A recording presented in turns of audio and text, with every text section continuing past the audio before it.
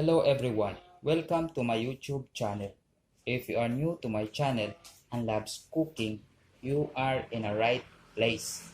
Please consider subscribe to my channel and don't forget to click the bell icon. By doing so, every time we upload new videos, you're the first to notify. Today, I'll be cooking fish head tinola. Our ingredients are fish head, spring onion, lemongrass, and tomato, salt to taste. So let's start. Boil 2 cups of water.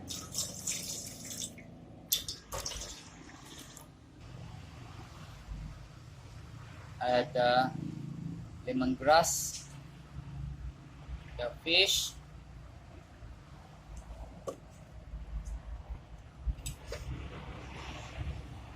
then the tomato.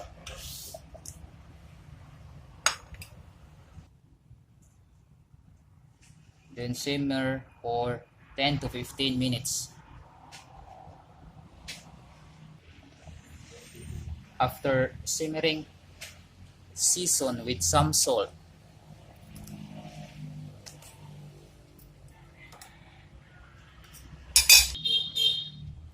Then simmer for about 2 minutes.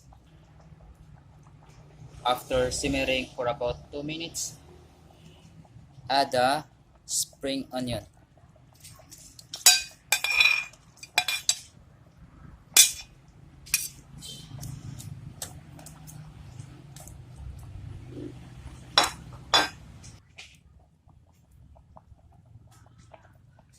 Now our fish tinola is done. Transfer it to the serving bowl.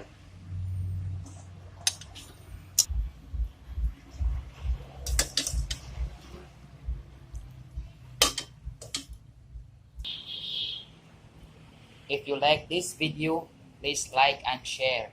And if you like more videos, please subscribe to my channel and click the bell icon, and don't forget to select all. By doing so, every time we upload new videos, you're the first to notify. Thank you for watching. See you on my next videos.